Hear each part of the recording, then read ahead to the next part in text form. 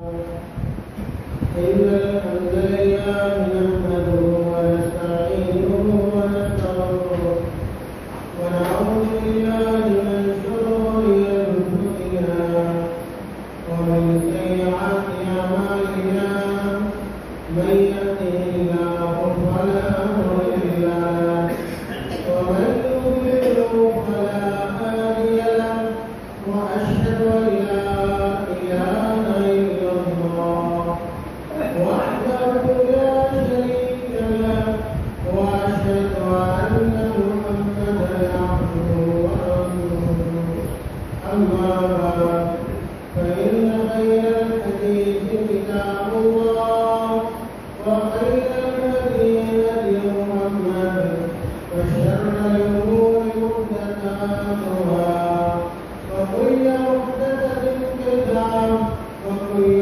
بدعة ضلالة وكل ضلالة في النار.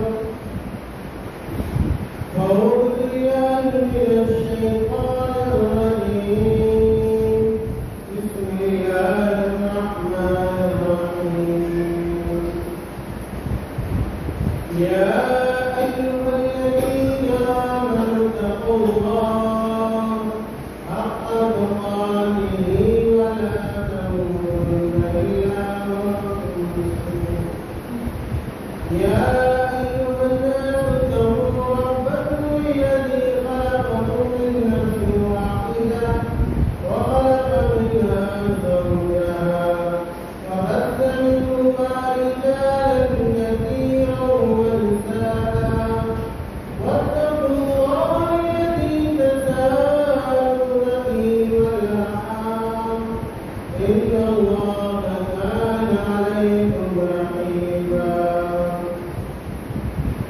يا أيها الذين آمنوا اتقوا الله وقولوا قولا سديدا يصلح لكم أعمالكم ويغفر لكم ذنوبكم ومن يطع الله ورسوله فقد فاز فوزا عظيما. وقال تعالى في مقام آخر وما خلقت الجن والإنس إلا ليعبدون. وقال تعالى وما أرسلنا من قبلك من رسول إلا نوحي إليه أنه لا إله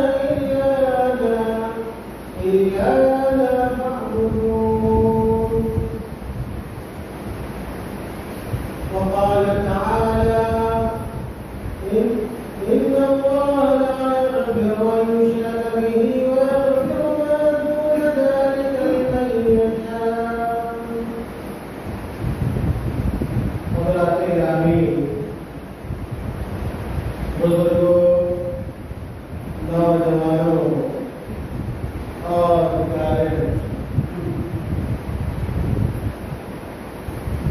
हम इंसानों को अल्लाह रब्बुल आलमीन ने बहुत ही अहम मकसद की खातिर दुनिया में पैदा किया। जिस मकसद को बहुत सारे लोग आज भूल चुके हैं, भुला चुके हैं। हालांकि वह मकसद हमें और आपको सबसे ज्यादा याद रहना चाहिए, याद रखना चाहिए। इसलिए कि जिस मकसद की खातिर अल्लाह ताला ने पैदा किया है वही हमारा असली मकसद हयात है। मेरे भाइयों, फिर सवाल ज़हन में आता है कि आखिर अल्लाह रब्बुल आलमीन ने हमें किस मकसद के खातिर दुनिया में पैदा किया? हमारी पैदाइश का मकसद आखिर क्या है? अल्लाह ताला हमसे क्या चाहता है? अल्लाह ताला का मुतालबा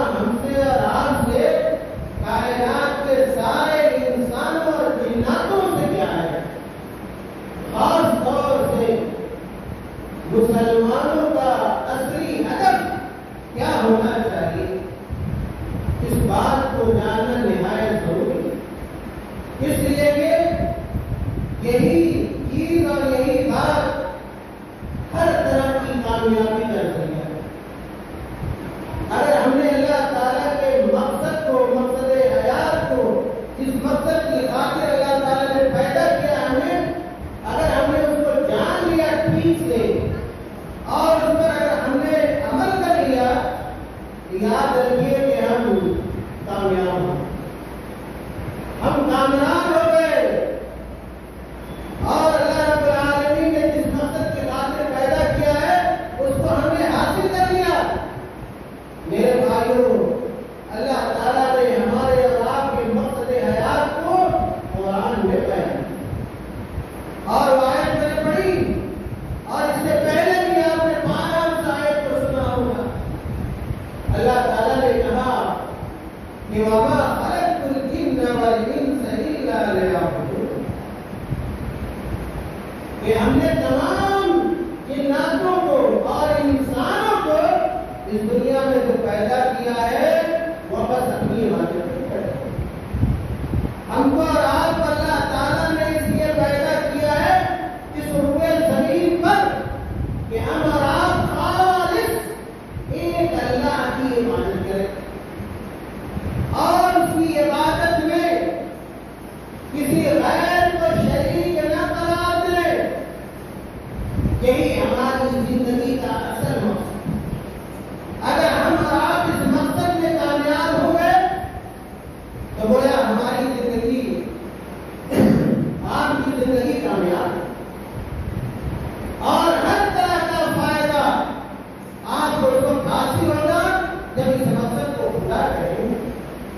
میرے بھائیوں، اللہ تعالیٰ نے قرآن میں ایک اور مقام پر بیان کیا، اور اللہ تعالیٰ نے کہا کہ ہم نے جتنے بھی رسولوں کو بھیجا، جتنے بھی نبیوں کو بھیجا، تمام نبیوں اور رسولوں کو اسی بات کا حکم دیا کہ وہ میرے بندوں کو بتائے کہ اللہ کے علاوہ کوئی معبود برحق نہیں، معبود حقیقی نہیں ہے۔ اللہ تعالیٰ نے قرآن کریم میں کہا وَمَا أَرْسَلْنَا مِن قَبْلِكَ مِن رَّسُولٍ إِلَّا نُوحِي إِلَيْهِ أَنَّهُ لَا إِلَٰهَ إِلَّا أَنَا فَاعْبُدُونِ۔ اللہ تعالیٰ نے کہا اے محمد صلی اللہ علیہ وسلم، ہم نے آپ کو اور آپ سے پہلے جتنے بھی رسولوں کو بھیجا، یعنی آپ سے پہلے جتنے بھی رسول آئے، آپ کے ساتھ تمام رسولوں کو اسی بات کا حکم دیا کہ اللہ کے علاوہ کوئی معبود برحق نہیں۔ تمام نبی اپنی امت کو یہ بات بتلاتے رہے کہ اگر عبادت کرنی ہے، چاہے وہ چھوٹی عبادت یا بڑی عبادت کی کوئی بھی شکل ہو، کوئی بھی صورت ہو، اگر عبادت کی جائے گی، بندگی کی جائے گی تو صرف اللہ تعالیٰ کی جائے گی، اس کے علاوہ کسی اور کی نہیں کی جائے۔ حضرت آدم علیہ السلام سے لے کر محمد صلی اللہ علیہ وسلم تک جتنے بھی انبیاء آئے، جتنے بھی رسول آئے، تمام میں یہی دعوت، اپنی امت کو اسی بات کی دعوت دی ان اعبدوا اللہ، کہ تم سب کے سب خالص اللہ کی عبادت کرو۔ اسی لیے میرے بھائیوں، اگر ہم اور آپ خالص ایک اللہ کی عبادت کرتے ہیں، اسی کو توحید کہتے ہیں، اسی کو توحید کہتے ہیں، ایک خالص ایک اللہ کی عبادت۔ اور اگر ہم اور آپ خالص ایک اللہ کی عبادت نہ کر کے اللہ تعالیٰ کی عبادت کے ساتھ کسی غیر کو بھی شریک کریں، جائے کہ اللہ تعالیٰ کی عبادت کو مطلق چھوڑ دیں، کسی غیر کی عبادت کریں، جائے کہ اللہ کی بھی کریں، اور اللہ کے ساتھ کسی اور کی بھی کریں، یہ شرک ہے۔ اور آپ کو پتا ہونا چاہیے کہ شرک سب سے بڑا ہے۔ اللہ تعالیٰ نے قرآن میں کہا ان الشرک لظلم عظیم، یہ ظلم بہت ہے، لیکن سب سے بڑا اگر کوئی ظلم ہو سکتا ہے، سب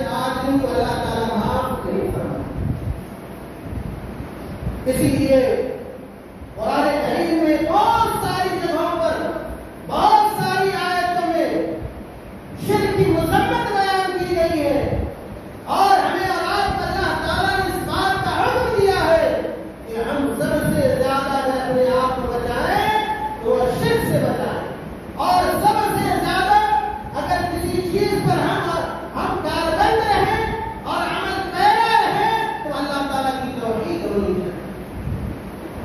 اللہ تعالیٰ نے قرآن کریم میں ایک جگہ کہا کہ وَمَن يُشْرِكْ بِاللَّهِ فَقَدْ حَرَّمَ اللَّهُ عَلَيْهِ الْجَنَّةَ۔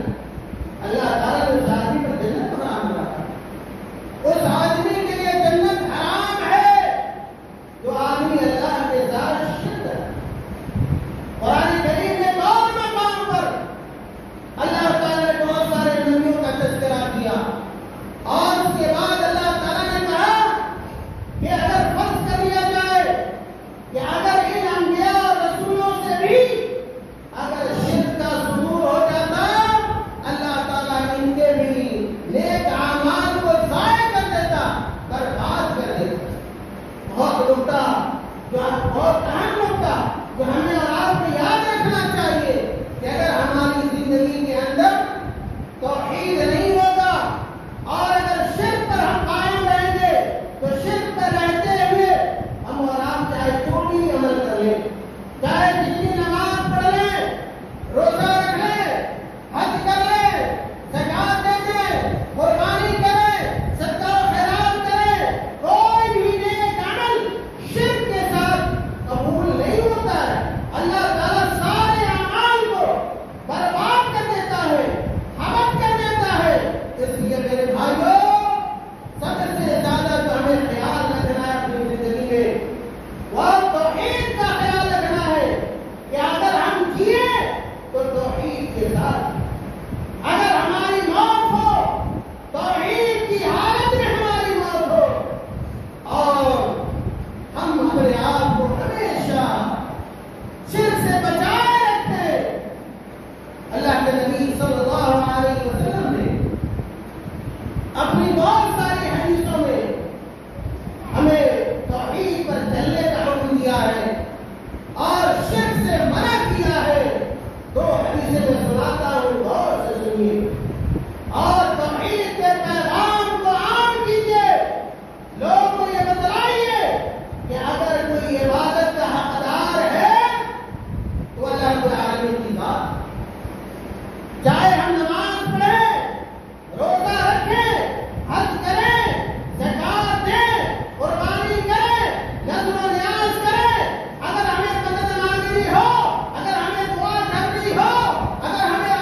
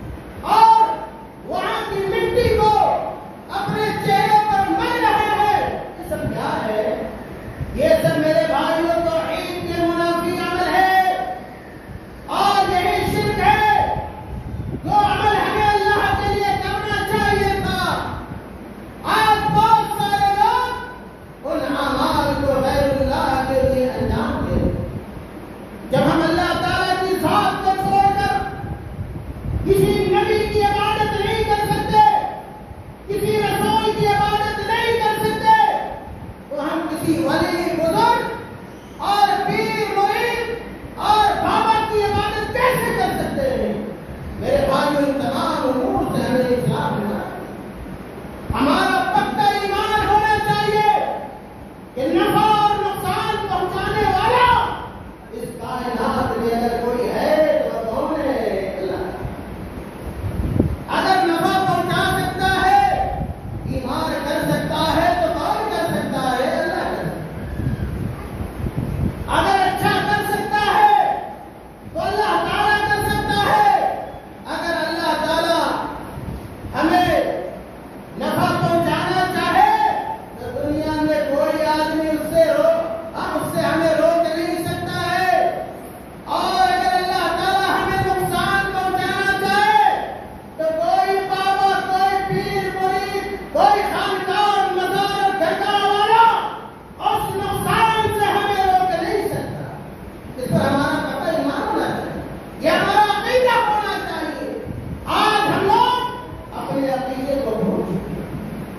آج شیطان ہمیں گمراہ کر رکھا ہے اور ہمارے دلوں میں وسوسہ پیدا کرتا ہے، ہمارے ایمان کو کمزور کرتا ہے، ہمارے عقیدے کو کمزور کرنا چاہتا ہے، اور اللہ تعالیٰ کے در سے ہمیں ہٹا کر خیروں کے در میں ہمیں لے جانا چاہتا ہے، جو کہ کھلا کھلا گمراہی۔ اللہ کے نبی صلی اللہ علیہ وسلم نے ایک حدیث کے اندر بیان فرمایا، غور سے حدیث سنیے۔ اللہ کے نبی صلی اللہ علیہ وسلم نے کہا، من مات وهو يدعو من دون الله ندا دخل النار۔ اللہ کے نبی صلی اللہ علیہ وسلم نے کہا کہ جو آدمی اس حال میں مر جائے، جو آدمی اس حال میں مر جائے کہ وہ اللہ تعالیٰ کی ذات کے ساتھ کسی غیر کو بھی شریک کرتا تھا اللہ تعالیٰ کی عبادت میں، تو اللہ کے نبی صلی اللہ علیہ وسلم نے کہا دخل النار، ایسا آدمی کا قیامت میں جہنم میں داخل ہوگا۔ میرے بھائیوں، حضرت معاذ بن جبل رضی اللہ تعالیٰ عنہ بڑے بزرگ صحابی گزرے، اللہ کے نبی صلی اللہ علیہ وسلم کے بڑے چہیتے ساتھی تھے اور دوست تھے۔ کہتے ہیں معاذ بن جبل رضی اللہ تعالیٰ عنہ کہ كنت ردیف النبی صلی اللہ علیہ وسلم علی حمار۔ معاذ بن جبل خود بیان کرتے ہیں کہ ایک مرتبہ میں اللہ کے نبی صلی اللہ علیہ وسلم کی سواری کے پیچھے بیٹھا ہوا تھا۔ یہ حدیث جو میں سنا رہا ہوں یہ صحیح بخاری میں، صحیح مسلم میں، جامع ترمذی میں الگ الگ الفاظ کے ساتھ یہ حدیث والی۔ معاذ بن جبل کہتے ہیں کہ میں اللہ کے نبی صلی اللہ علیہ وسلم کی سواری کے پیچھے بیٹھا ہوا تھا، اللہ کے نبی آگے تھے، میں ان کے پیچھے تھا۔ بعض حدیث کے الفاظ ہیں کہ میرے اور ان کے مابین جو چیز الگ کرنے والی تھی، یعنی کہ فاصل تھی، وہ چیز وہ سواری پر رکھا جانے والا کجاوا تھا، وہی کیا ہے حائل تھا ہمارے مابین اور اللہ کے نبی صلی اللہ علیہ وسلم کے مابین۔ پھر اللہ کے نبی صلی اللہ علیہ وسلم نے اپنے ساتھی سے پوچھا، معاذ بن جبل رضی اللہ تعالیٰ عنہ سے پوچھا کہ هل تدری ما حق اللہ علی العباد وما حق العباد علی اللہ؟ اللہ کے نبی صلی اللہ علیہ وسلم نے حضرت معاذ سے پوچھا، ہے میرے دوست، ہے میرے ساتھی، اے معاذ یہ بتاؤ کیا تم اس بات کو جانتے ہو کہ اللہ کا حق بندوں پر کیا ہے اور بندوں کا حق اللہ؟ آج یہ حق ہم نہیں جانتے، ہم بھی ہم میں سے بہت سارے لوگ اس بارے میں پتا نہیں ہے کہ اللہ کا حق ہمارے اوپر کیا ہے اور ہمارا حق اللہ پر کیا ہے۔ آج پوچھ لیجیے لوگوں سے، بیشتر لوگوں کو پتا نہیں ہوگا، ہماری عورتوں کو معلوم نہیں ہے، ہمارے بچوں کو معلوم نہیں ہے، ہمارے نوجوانوں کو معلوم نہیں ہے۔ نوجوانوں کو معلوم ہے تو کیا ہے؟ موبائل معلوم ہے، فیس بک معلوم ہے اور واٹس ایپ معلوم ہے اور ٹویٹر معلوم ہے، یہ ساری چیزیں معلوم ہے، لیکن اللہ کا حق کیا ہے یہ نہیں معلوم، یہ پتا نہیں ہے۔ اللہ کے نبی صلی اللہ علیہ وسلم نے در حقیقت ہماری تعلیم کے لیے، ہمیں سمجھانے کے لیے اپنے صحابی سے پوچھا کہ اللہ کا حق بندوں پر کیا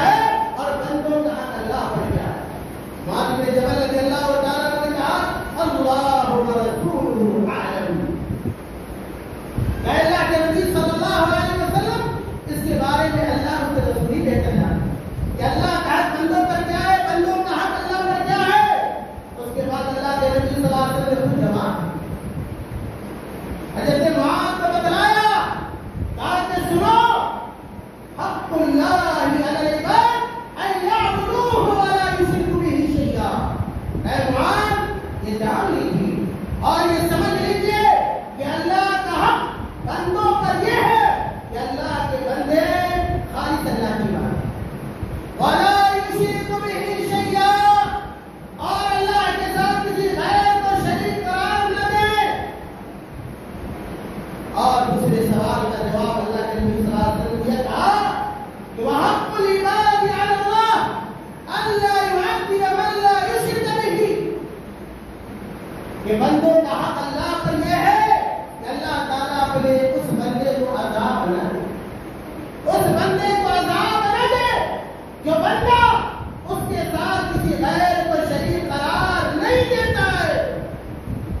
کہ اللہ کے نبی صلی اللہ علیہ وسلم نے حضرت معاذ بن جبل رضی اللہ تعالیٰ عنہ کو بتلایا تو ہمارے خوشی کے حضرت معاذ بن جبل رضی اللہ تعالیٰ عنہ نے کہا، اے اللہ کے رسول، یہ تو بہت بڑی بات ہے، یہ تو بہت اہم معاملہ ہے، یہ تو بہت اہم بات آپ نے بتلا دی ہے. ایسا ہم دونوں کریں اس بارے میں جسے صحابہ کو بھی بتلا کہ اللہ کا حق بندوں پر یہ ہے، بندوں کا حق اللہ پر یہ ہے. اللہ کے نبی صلی اللہ علیہ وسلم نے کہا کہ چھوڑ دو، رک جاؤ. ایسا نہ ہو کہ لوگ اسی پر بھروسہ کر لے، اعتماد کر لے. میرے بھائیوں، اس عظیم حدیث کے اندر اللہ کے نبی صلی اللہ علیہ وسلم نے اللہ تعالیٰ کی توحید کو بیان کیا اور اللہ تعالیٰ کی توحید کو اللہ تعالیٰ کا سب سے بڑا حق قرار دیا ہے. اور اس حدیث کے اندر اللہ کے نبی صلی اللہ علیہ وسلم نے شرک کی قباحت کو، شرک کی مذمت کو بیان قرار دیا ہے. ایک اور حدیث سناتا ہوں، سنیے. وہ حدیث بھی حضرت معاذ بن جبل رضی اللہ تعالیٰ عنہ سے مروی. حضرت معاذ بن جبل رضی اللہ تعالیٰ عنہ کو اللہ کے نبی صلی اللہ علیہ وسلم نے یمن بھیجا. یمن کا نام آپ بہت سنتے ہو. یمن بھیجا اور کہا اللہ کے نبی صلی اللہ علیہ وسلم نے یمن بھیجتے ہوئے نصیحت فرمائی حضرت معاذ پر، کہا کہ اے معاذ، انک تأتی قوما من اہل الکتاب. اے معاذ سنو. حضرت معاذ بہت بڑے عالم، صحابی تو تھے ہی، صحابی میں بھی بہت بڑے عالم تھے اور حلال و حرام کے جاننے والے تھے، فرائض کے جاننے والے تھے. کہا اللہ کے نبی صلی اللہ علیہ وسلم نے کہ آپ یمن جا رہے ہو، میں تمہیں یمن بھیج رہا ہوں اسلام کا نمائندہ بنا کر، اپنا ترجمان بنا کر، اسلام کا داعی اور سپاہی بنا کر، قرآن کا خادم بنا کر اور دین کا مبلغ بنا کر میں تمہیں یمن بھیج رہا ہوں. سنو، یمن جانا تو چند باتوں کا خیال ہے، چند باتوں کو ذہن میں رکھنا. اور کہا سب سے پہلی بات اللہ کے نبی نے بتلائی کہ انک تأتی قوما من اہل الکتاب، کہ آپ ایسے ویسے لوگ کے پاس نہیں جا رہے ہو. یمن میں جو لوگ آباد ہیں، اللہ کے نبی نے کہا سمجھے کہ یمن میں جو لوگ آباد ہیں وہ اہل کتاب ہیں. کیا مطلب اہل کتاب ہے؟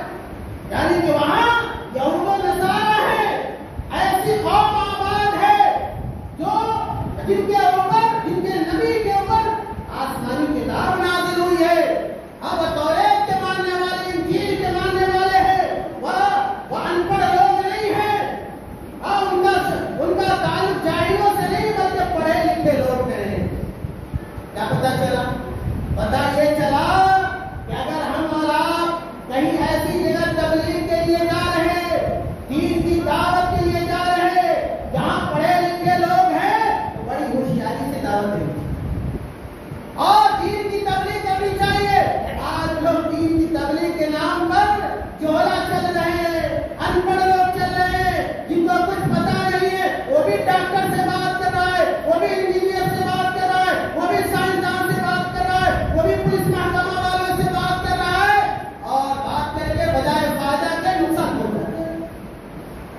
اللہ کے نبی نے کہا، اے معاذ، آپ اہل کتاب کے پاس جا رہے ہو تو سنو، سب سے پہلے جس بات کی دعوت دینا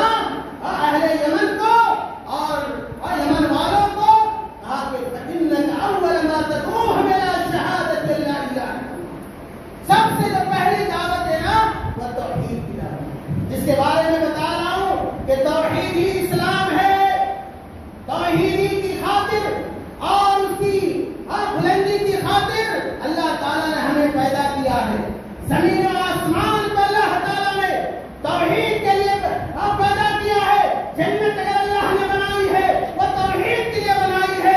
جہنم اگر اللہ نے بنائی ہے وہ توحید کے لیے بنائی ہے. اور ہر طرح کا اقدامات اگر دنیا میں قائم ہو سکتا ہے تو توحید سے ہو سکتا ہے. جب تک لوگ شرک میں قائم رہیں گے انہیں امن نصیب نہیں ہوگا, انہیں امان نصیب نہیں ہوگا. میرے بھائیوں, اللہ کے نبی نے سب سے پہلی دعوت جو دینا وہ توحید.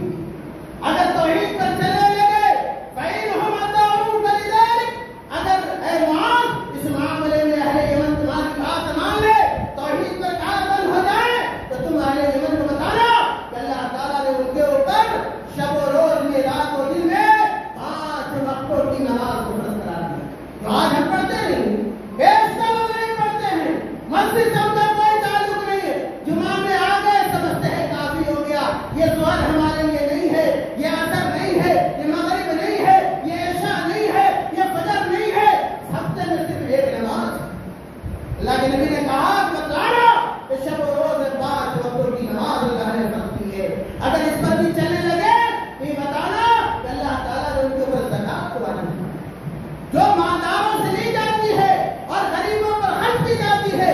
اگر اس پر بھی عمل کرنے لگے تو یہ بتلانا کہ انہیں بتلانا کہ تم اللہ کے نبی نے معاذ رضی اللہ تعالیٰ کو کہ ایاک وکرائم اموالہم, کہ زکات میں اچھے اچھے مالوں کو لینے سے بچنا اور مظلوم کی بددعاؤں سے بچنا.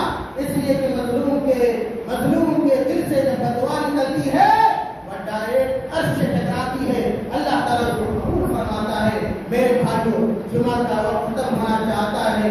میں آج کی خطبہ جمعہ میں یہی پیغام دینا چاہ رہا تھا کہ ہماری زندگی کا اصل مقصد تو ہونا چاہیے اور جو ٹارگٹ ہونا چاہیے اور جو اللہ تعالیٰ نے مقصد رکھا ہے وہ خالص ایک اللہ کی عبادت ہے, اور اس پر ہمیں قائم رہنا چاہیے, جمے رہنا چاہیے. ہمارا پاؤں ڈگمگانا نہیں چاہیے, چاہے حالات جو بھی ہو, مشکل حالات ہو, اچھے حالات ہو, چاہے مرد ہو, عورتیں ہو, نوجوان ہو, جو بھی ہو میرے بھائی ہو.